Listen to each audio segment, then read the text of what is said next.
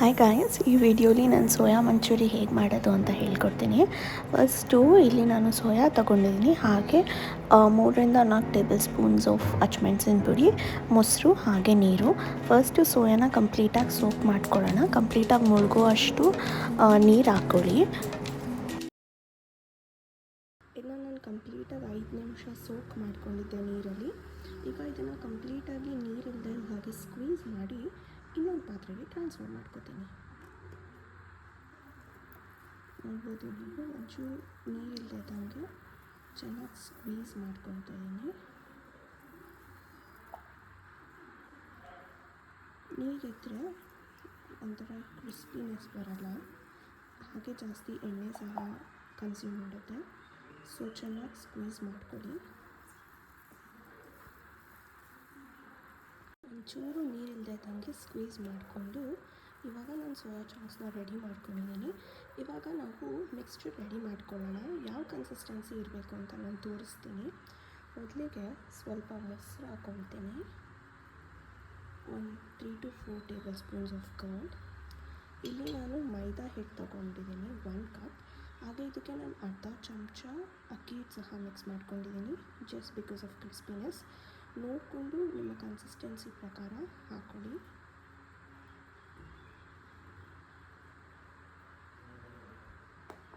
ಹಾಗೆ ನಾನು ಸ್ವಲ್ಪ ಅಚ್ಚಮೆಣಸಿನ ಪುಡಿ ತೊಗೊಂಡಿದ್ದೀನಿ. ಇದು ಅಷ್ಟೇ, just for as per your taste. And also ಸ್ವಲ್ಪ ಸಾಲ್ಟ್ ಹಾಕೊಳ್ಳೋಣ. ಇದು ಇವಾಗ ತಾನೇ ನಾವು ನೀರಿಂದ ಸ್ಕ್ವೀಸ್ ಮಾಡಿರೋದ್ರಿಂದ ಉಪ್ಪು ತುಂಬ ಹಿಡಿದ್ಬಿಡುತ್ತೆ. ಸೊ ನೋಡಿಕೊಂಡು ಹಾಕೊಳ್ಳೋಣ.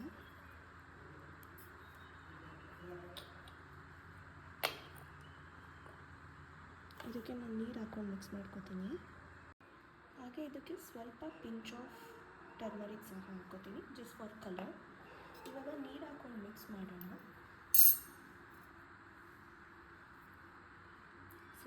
ಸ್ವಲ್ಪ ಆ್ಯಡ್ ಮಾಡ್ಕೊಂಡು ಮಿಕ್ಸ್ ಮಾಡ್ತೀನಿ.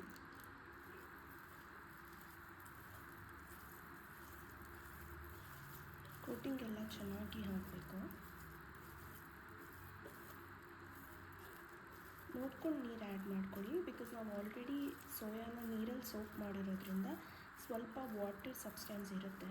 ಸೊ ನೋಡ್ಕೊಂಡು ನೀರು ಆ್ಯಡ್ ಮಾಡ್ಕೊಳ್ಳಿ. ಇದು ಆಲ್ಮೋಸ್ಟ್ ಕರೆಕ್ಟ್ ಕನ್ಸಿಸ್ಟೆನ್ಸಿ ಬಂದಿದೆ. ಇನ್ನೊಂಚೂರು ಮೈದಾ ಹಿಟ್ಟು ಹಾಕೊಳ್ಳೋಣ. ಸೊ ಎವ್ರಿ ಸೋಯಾಗೆ ಒಂದು ಒಳ್ಳೆ ಕೋಟಿಂಗ್ ಸಿಗುತ್ತೆ. ಒಂದು ಅರ್ಧ ಚಮಚ ಅಷ್ಟು ಹಾಕೋತೀನಿ. ನಾನು ಆಗಲೇ ಹೇಳ್ದಂಗೆ ಸೋಯಾನ ನಾವು ಆಲ್ರೆಡಿ ಸೋಪ್ ಮಾಡಿರೋದ್ರಿಂದ ಅದು ನೀರು ಬಿಡ್ಕೋತಾ ಇರುತ್ತೆ. ಸೊ ನೋಡಿಕೊಂಡು ಕರೆಕ್ಟಾಗಿ ಮಿಕ್ಸ್ ಮಾಡ್ಕೊಳ್ಳಿ.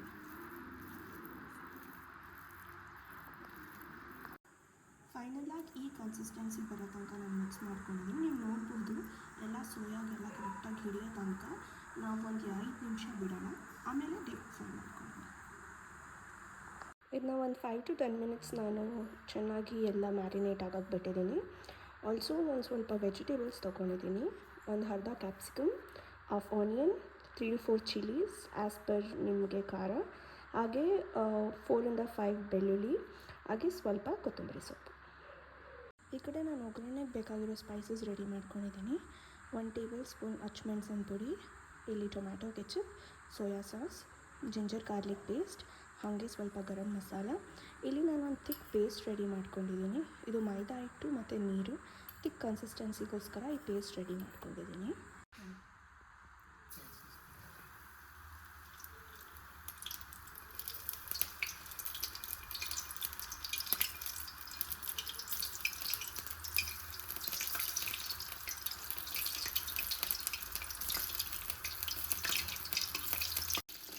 ಇದು ಗೋಲ್ಡನ್ ಬ್ರೌನ್ ಆಗೋ ತನಕ ಬೇಯಿಸ್ಕೊಳ್ಳೋಣ.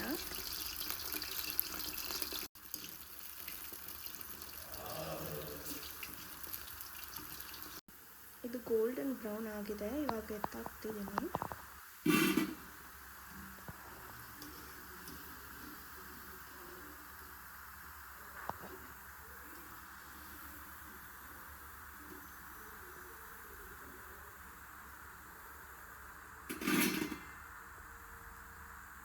ಇವಾಗ ಒಗ್ಗರಣೆಗೆ ಎಣ್ಣೆ ಕಾಯಕ್ಕೆ ಇಟ್ಕೊಂಡಿದ್ದೀನಿ.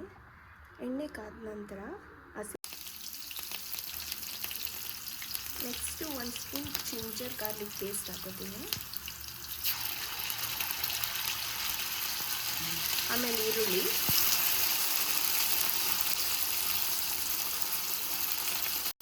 ಸ್ವಲ್ಪ ಬೆಳ್ಳುಳ್ಳಿ,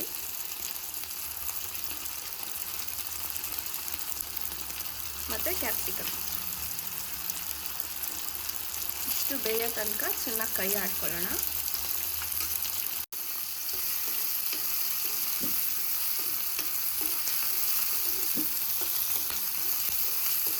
ಮತ್ತು ಕ್ಯಾಪ್ಸಿಕಮ್ ಬೆಂದಮೇಲೆ 1/4 ಲೋಟ ನೀರು ಆ್ಯಡ್ ಮಾಡ್ಕೋತೀನಿ.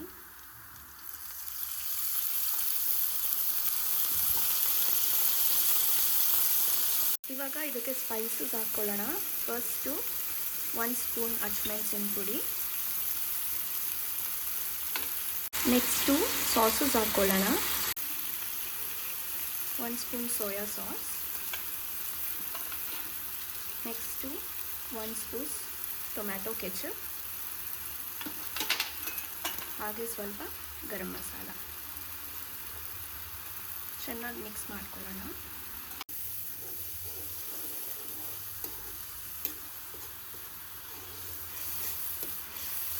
ಕನ್ಸಿಸ್ಟೆನ್ಸಿ ದಪ್ಪ ಬರೋಕ್ಕೆ ಸ್ವಲ್ಪ ನಾನು ಆಲ್ರೆಡಿ ಮಿಕ್ಸ್ ಮಾಡ್ಕೊಂಡಿರೋಂಥ ಕಾರ್ನ್ಫ್ಲೋರ್ ಹಾಕ್ಕೊತೀನಿ. 2 ಸ್ಪೂನ್ಸ್ ಇಸ್ ಎನಫ್. ಚೆನ್ನಾಗಿ ಮಿಕ್ಸ್ ಮಾಡ್ಕೊಳ್ಳೋಣ. ಸ್ವಲ್ಪ ರುಚಿಗೆ ಬೇಕಾದ ಸಾಲ್ಟ್ ಹಾಕ್ಕೊಳ್ಳೋಣ. ಇವಾಗ ಬೇಯಿಸಿರೋ ಸೋಯಾ ಮಿಕ್ಸ್ ಮಾಡ್ಕೊತೀನಿ.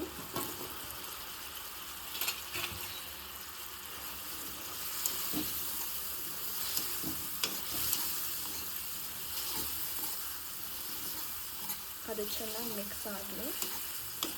1 to 3 ಮಿನಿಟ್ಸ್ ಅದು ಹಾಗೆ ಬೇಯೋಕ್ಕೆ ಬಿಡಿ. ಲೋ ಫ್ಲೇಮಲ್ಲಿ ಇಟ್ಕೊಳ್ಳಿ. ಗಾರ್ನಿಷಿಂಗ್ ಸ್ವಲ್ಪ ಕೊತ್ತಂಬರಿ ಸೊಪ್ಪು ಹಾಕೋತಾ ಇದ್ದೀನಿ.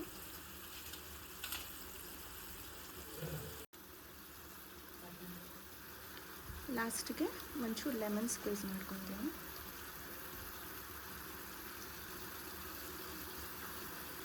ಲಾಸ್ಟ್ಗೆ ಸ್ವಲ್ಪ ಕೊರಿಯಾಂಡರ್ ಗಾರ್ನಿಷಿಂಗ್ ಮಾಡೋಣ. Your soya manchurian is all set to go.